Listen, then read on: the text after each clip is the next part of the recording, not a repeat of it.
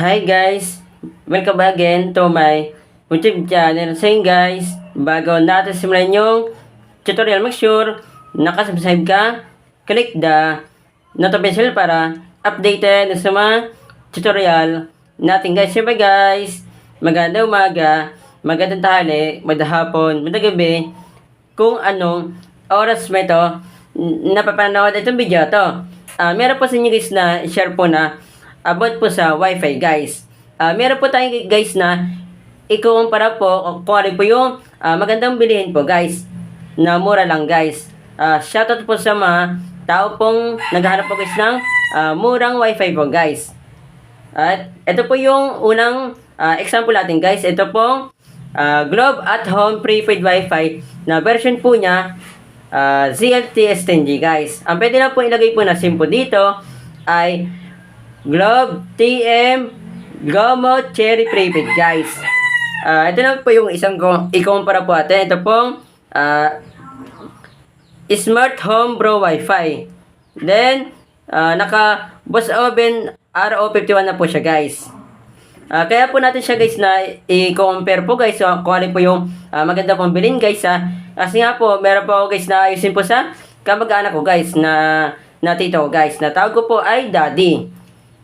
Punta na po tayo guys doon para ma-compare po natin kung sino po yung magandang bilhin guys na budget bill lang po guys. Tara, let's go! So yun guys, andito po tayo sa daddy ko. Ito po yung Facebook po niya. Yan, shoutout po sa iyo Daddy Reynaldo Ladrido. Andito po guys yung tower po. Andyan na po sa likod na po yan guys. Nagpapayos po kasi sila guys ng wifi para po lumakas po yung internet connection po nila. Meron po tayong dalawang ikumpara po na wifi. Ang niloload po nila guys yung 649 na isang buwan. Ito po yung gamit po nila, itong Smart Home Smart Bro Home Wi-Fi. Ayun o. Then yung ikumpara po natin guys na isa, ito pong Globe at Home Prepaid Wi-Fi na open line. Para alam po nyo guys kung ano po yung bibilihin po nyo. Kung sino ba sa kanila guys yung mabilis po. Diba guys, kapag nasa bundok po tayo, meron pong posibilidad po na bumagal po yung internet connection po natin guys. Dito naman guys, punong-puno po siya. Hindi porket guys na puno po yan ay mabilis po siya. Kaya nga nagpapayos po yung daddy ko po para bumulis po yung internet connection po nila. Speed test muna natin guys ito. Mamaya ililipat po natin dito guys sa open line na yan. Tara, let's go! Okay, dito po tayo guys sa cellphone ko. Depende po sa inyo kung saan po kayo na mag-speed test kung sa Android phone or tablet, iPhone, iPad. Punta na po tayo sa any browser. Sa mga di pa po nakalam guys, marami pong uri po yung browser. At tulad po sa inyo guys, dalawa po siya. Isa po itong Google Chrome, tsaka po itong Bitmate. Dito po tayo sa Google Chrome kasi dito po kasi na mag-browser.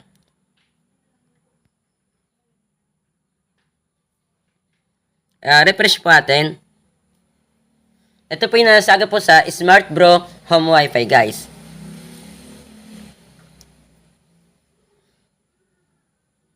Na ito po nyo guys, nasa 5 Mbps lang po yan.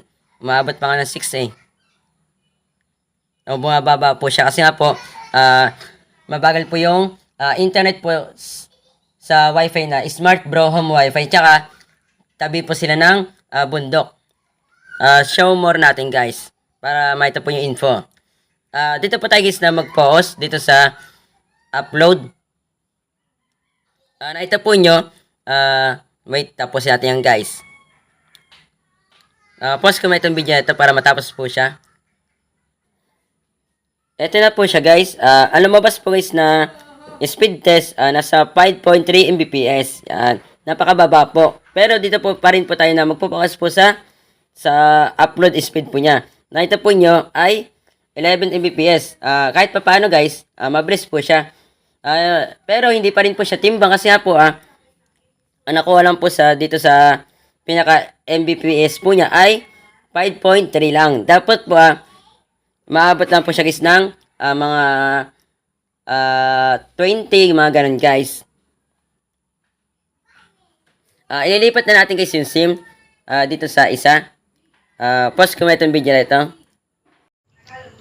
So yun guys, natanggal ko na po yung SIM. Nakapatay na din po ito. Pakita ko po sa inyo guys na nakatanggal po siya. And wala na po siyang SIM. Wala na din po siya guys na kurente. Ito na po siya guys. Nailipat ko na po dito. Kita po yun. Naka-insert na po yung SIM. Speed test na po natin guys. Para malaman nyo guys kung sino ba yung mabilis. So yun guys. Natanggal ko na po yung SIM. Nakapatay na din po ito. Pakita ko po sa inyo guys na nakatanggal po siya. And wala na po siyang SIM.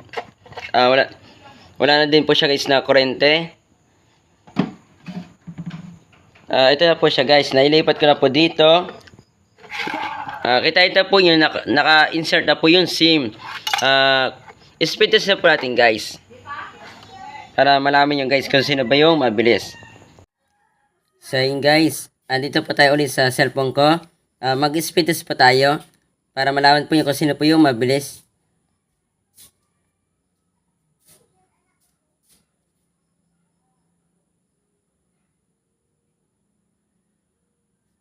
Mapapansin po nyo guys, kanina po nasa 5 Mbps na po siya. Ngayon, nasa 6.0 na po siya. Ibig sabihin po goods na goods po yung Globe at Home prepaid Wi-Fi. Ayun, tsaka po nasa 21 Mbps na po siya. Wait lang po natin siya kasi naglo-loading pa po siya. Hindi pa po siya final test po.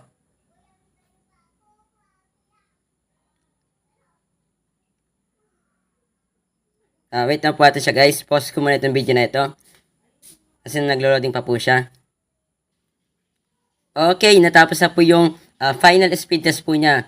Meron po akong screenshot po ng before sa Smart Bro Home Wi-Fi. Ito po yung nakuha po yun na pinaka Mbps, nasa 5.3 lang po. Pero yung nasa ZLTS 10G, ang lumabas po na speed test ay mabilis po. Nasa 6.0 na guys. Tapos po yung upload po niya nasa 5.4 Mbps. Mabilis na po yung guys.